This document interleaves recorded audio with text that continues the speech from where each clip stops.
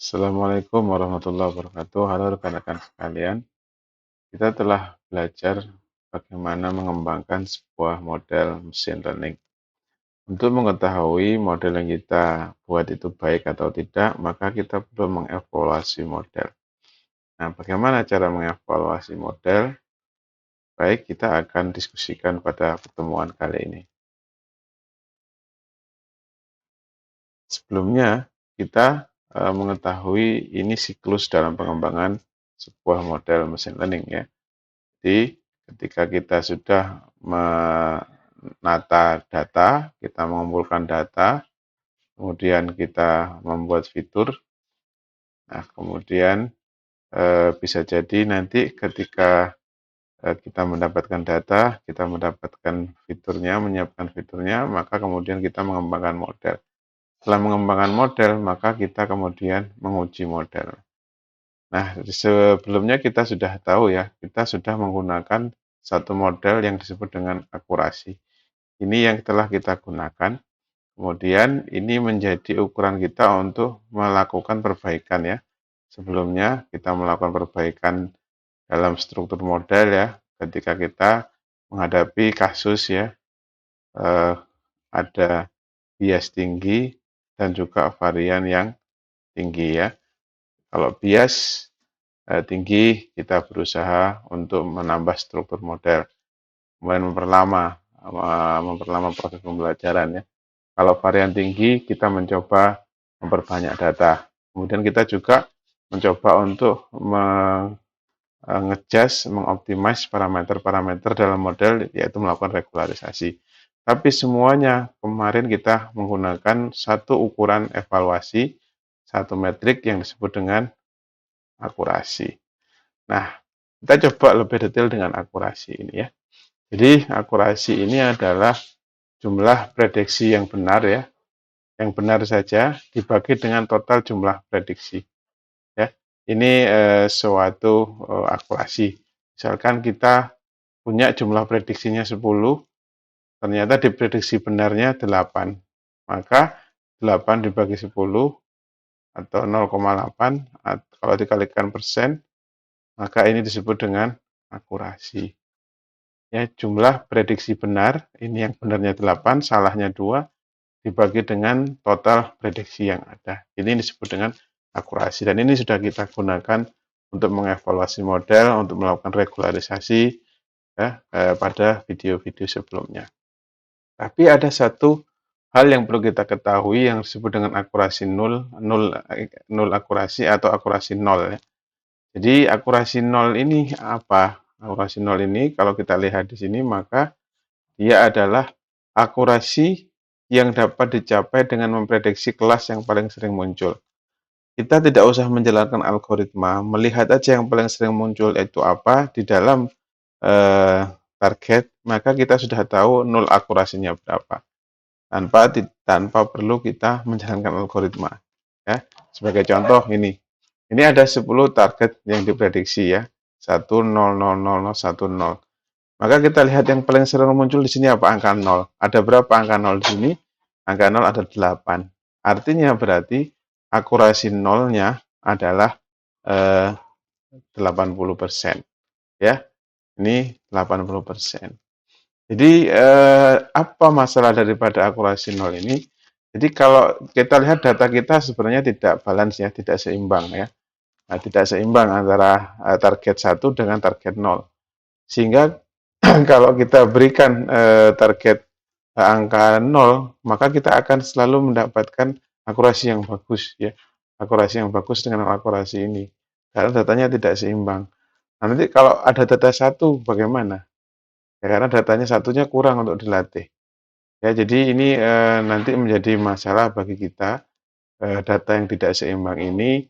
Kalau kita hanya melihat dari akurasi saja, maka kita akan mengadjust terlalu dini atau tidak matang ya terhadap data atau terhadap sistem model yang kita kembangkan.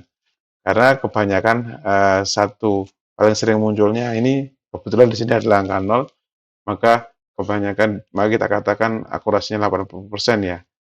Kita kadang merasa senang dengan data ini padahal sebenarnya data itu terlatih dengan data yang paling sering muncul. Jadi eh, kita selalu ingat bahwa ketika akurasi nol tinggi berarti distribusi variabel respon condong mendukung kelas yang sering muncul. Nah, ini ya cukup berbahaya nanti ketika ternyata pada real time-nya ya, pada real time-nya data yang tidak sering muncul itu yang terujikan, maka akurasinya nanti akan rendah. Jadi di sini kalau kita lebih lanjut dengan akurasi ya. Jadi akurasi ini keuntungannya sering digunakan, banyak orang menggunakan karena memang mudah. Mudah dihitung dan mudah dipahami dengan rumus yang tadi, populer. Ya, karena mudahnya tadi maka populer dan juga bagus untuk mengevaluasi model. Jadi ketika kita kemarin melakukan yang dimaksud penentuan bias dan varian ya, kita menggunakan akurasi ya. Jadi cukup dengan akurasi kita sudah melakukan perbaikan model. Karena memang itu mudah untuk dilakukan adjustment atau dilakukan apa namanya, dilakukan judgement ya, dilakukan penilaian terhadap model kita. Tapi tadi ya, kalau hanya berfokus pada akurasi sebenarnya ada masalah karena representasi dari distribusi variabel respon itu perlu diperhitungkan karena terkait dengan jumlah data atau keseimbangan daripada data. Dan nanti kita akan ada kenalkan namanya ada kesalahan tipe 1 dan kesalahan tipe 2 ya. Jadi akurasi ini tidak bisa memberikan informasi tentang kesalahan tipe 1 dan tipe 2. Kesalahan tipe 1 itu yaitu ketika kelas negatif, suatu kelas itu adalah negatif, ya misalkan suatu kelas itu adalah 0 misalkan, model kita memperkirakannya sebagai positif. Kita nggak mengetahui kalau hanya dari akurasi.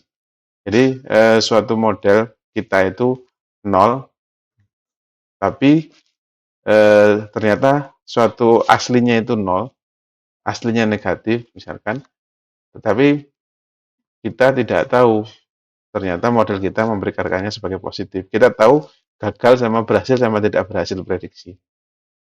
Tetapi dia memprediksinya dengan apa kita tidak tahu. Ya kesalahannya di mana? Dia memprediksi positif atau memprediksi negatif. Kalau tipe 1 asalnya dia negatif tapi diprediksi positif. Kalau tipe 2 asalnya positif tapi diprediksi negatif. Sebaliknya. Ya, ini tidak diketahui dengan akurasi karena akurasi setidaknya pokoknya tidak sama dengan yang diprediksi. Tapi dia diprediksi dengan apa ya? Tidak tahu. Apalagi nanti untuk multi kelas ya. Kalau dari 10 misalkan ada prediksinya 10 kelas, dia diprediksi salah sama tidak salah sama benar. Tapi tidak tahu dia salahnya kemana. Ya, salahnya ke kelas yang mana tidak diketahui. Jadi ini kelemahan akurasi, tapi bukan berarti akurasi ini kalau lemah ditinggalkan tidak ya. Jadi dia tetap digunakan untuk beberapa keperluan dalam pengembangan model. Nah, kalau kita lihat ini data yang tidak seimbang ini menjadi masalah ya. Kalau kita lihat lebih banyak data bintang daripada data bulatan ya. Nah, ini nanti akan menjadi masalah kita dalam menilai kalau hanya menggantungkan dengan akurasi.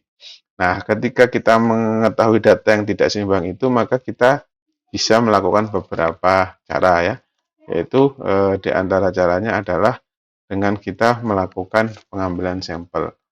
Jadi maksudnya apa pengambilan sampel ini? Sampling di sini adalah bagaimana kita bisa dengan melakukan sampling kita memilih data-data, misalkan kita punya banyak data, kalau kita lihat ini misalkan dua kelas ya, kelas 0 sama kelas 1 ya. Jadi kalau kita lihat dari sini maka kebanyakan kelas 0.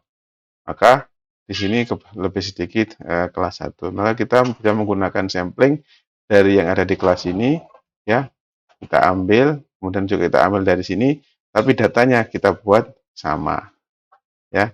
Sama diusahakan datanya diambil sama. Jadi yang mayoritas mengikuti yang mayoritas. Tapi dari mana data yang dari yang mayoritas ini diambil ya dari tadi dengan menggunakan teknik sampling ya.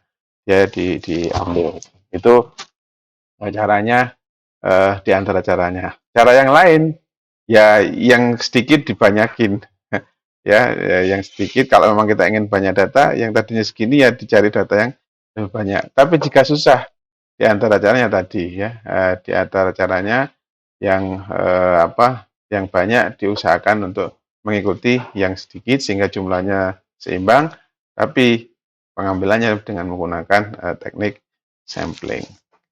Itu di antara caranya. Tetapi misalkan ya, jika ternyata data sangat tidak seimbang, jika data sangat tidak seimbang dengan akurasi 0 di atas 90%, maka teknik pengambilan sampel ini kurang bermanfaat karena sangat tidak seimbang ya. Jadi keseimbangannya sangat tidak seimbang. Cari acuannya di mana? Ketika akurasi nolnya di atas 90%. Jadi yang paling sering munculnya itu 90%. Karena itu kita perlu, kalau betul-betul seperti itu kondisinya dan tidak lagi bisa dilakukan perbaikan, maka perlu memodifikasi teknik evaluasi, yaitu tidak menggantungkan pada akurasi. Jadi kita perlu metrik-metrik lain, ukuran evaluasi yang lain selain kita menggunakan akurasi. Ya, itu ide daripada kita melakukan evaluasi dari model. Nah, kira-kira apa saja gerangan yang bisa kita lakukan untuk melakukan evaluasi matriks selain menggunakan akurasi, maka kita menggunakan yang disebut dengan confusion matrix. Oke, kita akan diskusikan secara khusus confusion matrix pada video setelah ini. Terima kasih. Assalamualaikum warahmatullahi wabarakatuh.